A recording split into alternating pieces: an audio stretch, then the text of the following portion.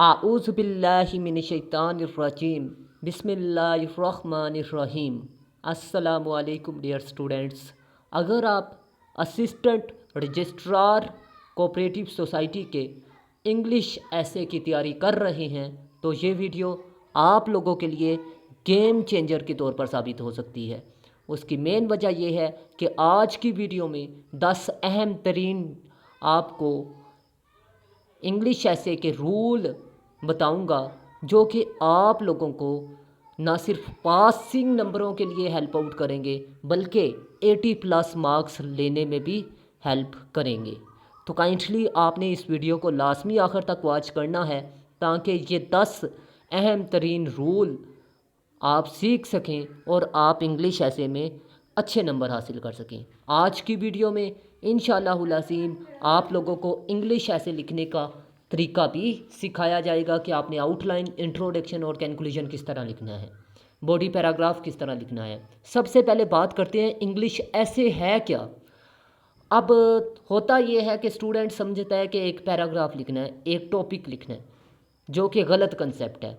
आप लोगों को बता दूं, इंग्लिश ऐसे एक मौजू पर आपने तज्ज़िया करना होता है, उसके पॉजिटिव या नेगेटिव आपने एस्पेक्ट्स बयान करने होते हैं, ग्रामेटिकली मिस्टेक आपने नहीं करनी होती, और इसके अलावा आपने लॉजिकल ऑर्गेनाइजेशंस करनी होती है। मतलब आपने हर पॉइंट को जोड़ना होता है, तरतीब के साथ आपने अपने दलाइल को बयान करना होता है।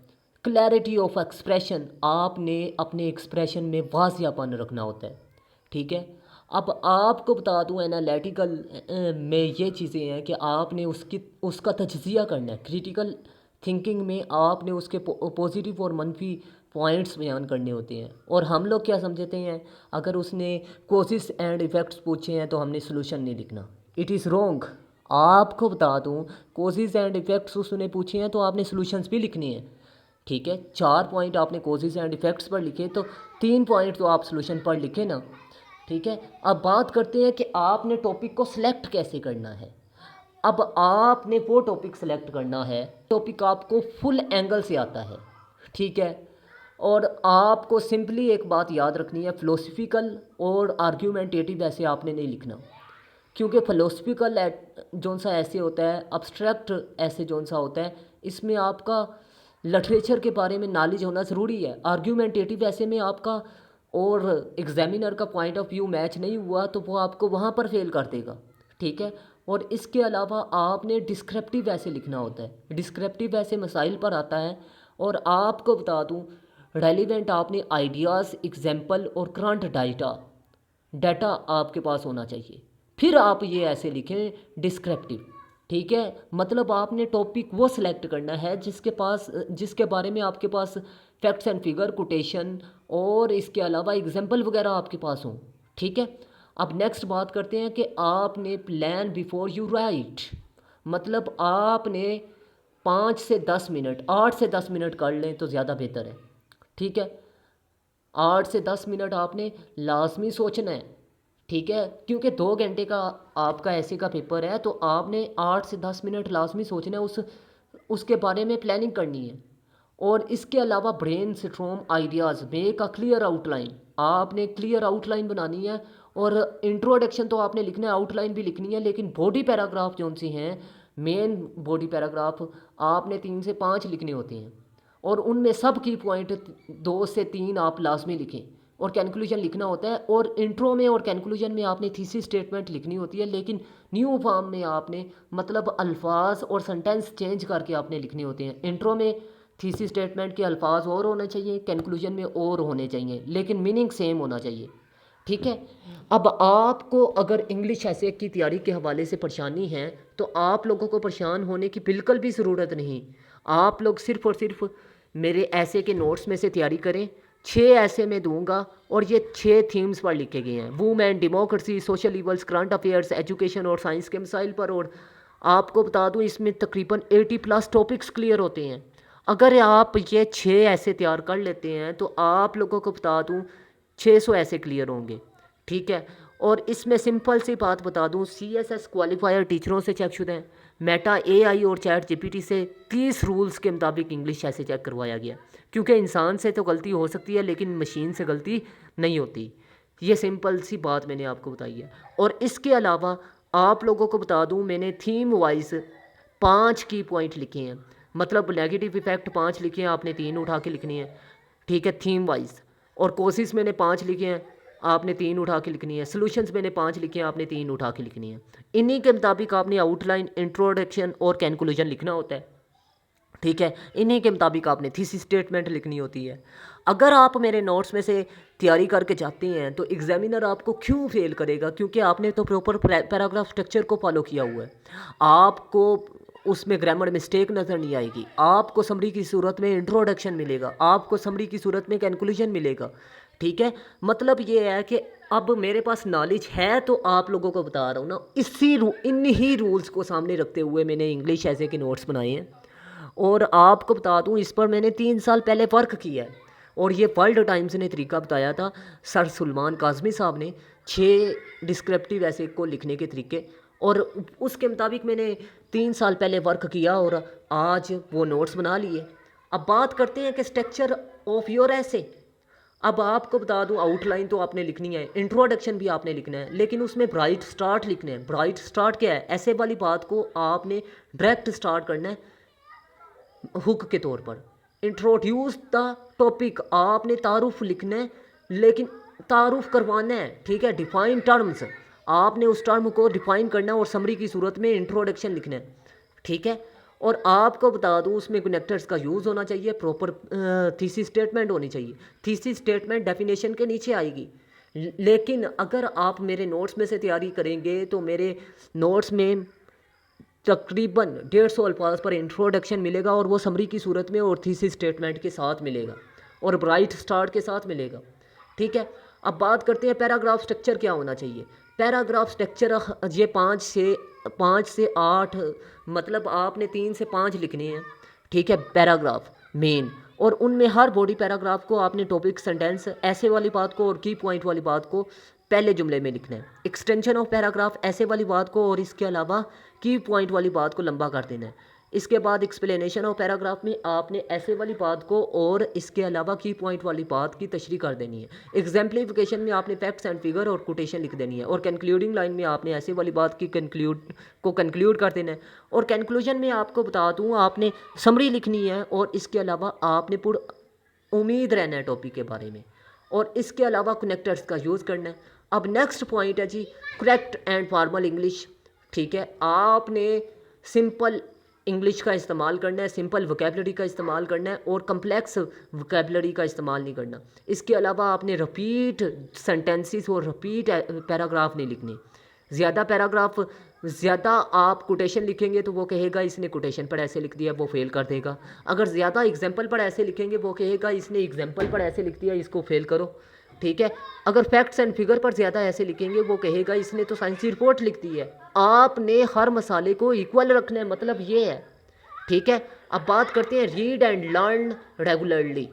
आपने डॉन न्यूज़पेपर में से ओपिनियन आइडियाज़ उठाने हैं, वहाँ से एनालिटिकल स्किल्स सीखनी है, ठीक है। ये नहीं कि वही आपने कॉपी एंड पेस्ट करना है, नहीं, आपने स्किल सीखनी है।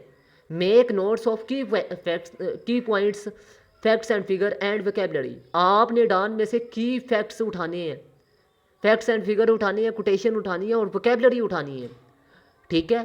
क्योंकि ये आपको आर्ग्यूमेंट बना कर देगा, मतलब आपके आर्ग्यूमेंट को स्ट्रॉन्ग बनाएगा, ठीक है।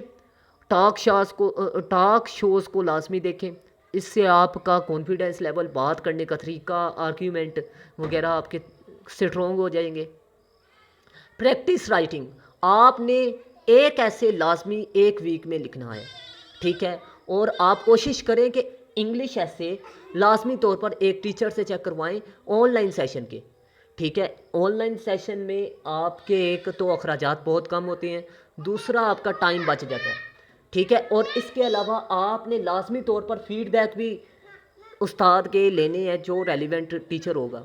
ये ना हो कि आप MA इंग्लिश के टीचर से चेक करवा रहे हो और उसको अगर इंग्लिश ऐसे का स्ट्रक्चर ही नहीं पता तो वो इंग्लिश ऐसे क्या चेक करेगा। फिर तो आप डान वाला भी उठा के लिख दें तो आपका ऐसे फेल है, ठीक है। नेक्स्ट है जी, आपने ये मिस्टेक नहीं करनी, इररेलेवेंट कंटेंट नहीं लिखना, ठीक है, या इमोशनल आपने राइटिंग का यूज़ नहीं करना, ठीक है। मतलब ये है कि आपने फ़िरका वारियत, एक्सट्रीमिज़म, ठीक है, या तनकीद आपने नहीं करनी। वीक ग्रामर और पुअर सेंटेंस स्ट्रक्चर आपने नहीं यूज़ करना, और ना ही आपने ये नहीं करना कि थीसिस स्टेटमेंट नहीं लिख रहे या आप पैराग्राफ स्ट्रक्चर को फॉलो नहीं कर रहे, ठीक है। इसके अलावा ये ना हो कि आप जो चीज़ें लिख रहे हैं ऐसे में वो टॉपिक को डायरेक्टली एड्रेस ही ना कर रही हो, ठीक है। इन चीज़ों से आपने बचना है। अब बात करते हैं कि prepare ready made content, make a content bank for common topics like. आपने इम्पोर्टेंट टॉपिक जोन से हैं education, women, current affairs, social levels, governance यानी डेमोक्रेसी, साइंस के मसाइल या सोशल मीडिया या एआई वगैरह, ये मेरे नोट्स में से क्लियर हो रहे हैं। आप इन टॉपिक को लाजमी तैयार करके जाएं, इनके facts and figure, quotation, national और इंटरनेशनल सतह पर आप तैयार करके जाएं, एग्जाम्पल आप उठा के लाजमी तैयार करके जाएं, ठीक है। आप लोगों को अगर लिखा लिखाया मटेरियल मिल जाए तो इससे आसानी आप लोगों को क्या हो सकती है। अब मेरे ऐसे के नोट्स में से आप 6 हफ्तों में भी तैयारी कर सकते हैं, अदरवाइज़ आप 6 महीनों में तैयारी करेंगे। और इसके एग्जामिनर की एडवाइस, मतलब अब आपको बता दूं कि एफपीएससी के मुताबिक ही पीपीएससी का पेपर चेक होता है, ठीक है, इंग्लिश ऐसे का। और वो इंग्लिश ऐसे में क्या चीज़ें हैं जो एग्जामिनर को पसंद नहीं आती और वो फेल कर देता है। मतलब उसमें तजज़िया नहीं होता, स्ट्रक्चर के मुताबिक नहीं होता, फार्मल ऐसे जोन सा होता है जी वो नहीं है, मतलब आर्टिकल की शक्ल में हम लोग लिख देते हैं, किसी भी एक पॉइंट को बयान कर देते हैं, ठीक है। और ग्रामर की मिस्टेक होती हैं, क्लियर आर्ग्यूमेंट नहीं होते, ठीक है, जिसकी वजह से हमारा ऐसे फेल होता है। इन चीज़ों से हमने बचना है, ठीक है। रट्टा चलता है। अब मेरे ऐसे के नोट्स चलेंगे, आपको बता दूं फैक्ट्स एंड फिगर और कोटेशन भी तो एक रट्टा ही है ना। अब आपको बता दूं गोल्डन टिप्स क्या हैं। आपने लाजमी तौर पर 2 घंटे में 1500 अल्फाज लिखने हैं, ठीक है, 1500 से 1600। कोशिश करें कि 1.5 घंटे में या 1 घंटा 45 मिनट में आप लिखने की कोशिश करें ताकि पेपर में आपका टाइम मैनेज हो जाए, ठीक है।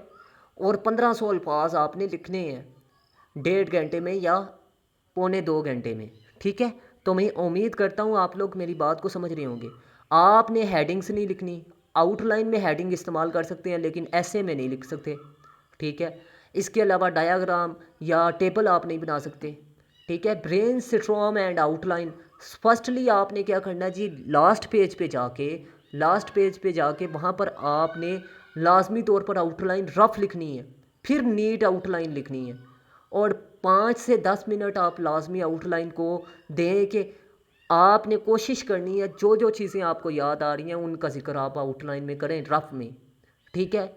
और नीट में वो तब्दीलियाँ करते रहें, ठीक है। ऑर्गेनाइज आइडियाज़ लॉजिकली, हाँ जी, आपने कोजेज़ एंड इफ़ेक्ट्स की तरतीब इक्वल रखनी है, negative effect, causes and effect, फिर सॉल्यूशंस। ये ना हो कि आप इंट्रो की जगह कंक्लूजन लिख रहे हो, इस तरह नहीं करना।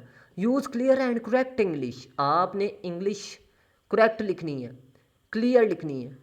और आपने वोकेबलरी अच्छी के चक्कर में ये ना हो कि अच्छी इंग्लिश के चक्कर में आप ग्रामर की मिस्टेक या स्पेलिंग की मिस्टेक कर रहे हो, या पंचुएशन के रूल्स या प्रेपोजिशन का इस्तेमाल या टेंस आपके क्लियर ना हो। ये मिस्टेक आपने नहीं करनी, ठीक है। इनको लाजमी ठीक करें। अगर आप मेरे नोट्स में से तैयारी करेंगे ये मिस्टेक आपको नज़र ही नहीं आएगी, ठीक है। प्रैक्टिस दीज स्किल्स ऐसे राइटिंग, हाँ जी, मतलब आपने क्या करना है जी, एक ऐसे लाजमी एक हफ्ते में तैयार करना है। और इसके अलावा आपने मेरे नोट्स में से मटेरियल उठा के पास्ट पेपर्स में से सॉल्व करके लिखना है, ठीक है, ज़बानी याद करके, ठीक है। रट्टा लगा लेनी है क्योंकि 600 ऐसे क्लियर हो रहे हैं। डॉन एडिटोरियल्स, ठीक है, वो वहाँ से वोकेबलरी आप उठा सकते हैं, स्ट्रक्चर वो नहीं फॉलो कर सकते क्योंकि उसमें पैराग्राफ स्ट्रक्चर ही नहीं है। और इसके अलावा डेली टेस्ट सेशन में अपने नोट्स में से जो करवा रहा हूँ उसकी ये तरतीब है। आउटलाइन आपने 5 मिनट में लिखनी होती है, इंट्रोडक्शन 10 मिनट में, ठीक है। बॉडी पैराग्राफ एक दिन में देता हूँ जी कोजिज़ पर, दूसरे दिन सॉल्यूशंस पर, ठीक है। इसी तरह 3 दिनों में 3 बॉडी पैराग्राफ क्लियर हो जाते हैं मेन। और इन आउटलाइन, इंट्रोडक्शन और कंक्लूजन की प्रैक्टिस हो जाती है।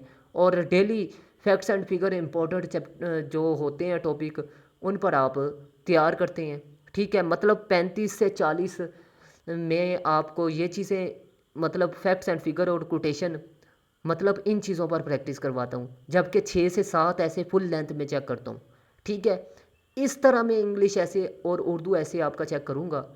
अगर आप मेरे नोट्स या क्लासेस या टेस्ट सेशन ज्वाइन करना चाहते हैं तो मोस्ट वेलकम। और इसके अलावा अगर आपका कोई सवाल हो, कन्फ्यूज़न हो, तो फिर भी पूछ सकते हैं। तो मिलते हैं इस तरह की नेक्स्ट इन्फॉर्मेटिव वीडियो में। तब तक के लिए अपना ख़ास ख्याल रखिएगा, अपने से ज़्यादा दूसरों का। अल्लाह हाफिज़। पाकिस्तान जिंदाबाद, पाकिस्तान पाइंदाबाद।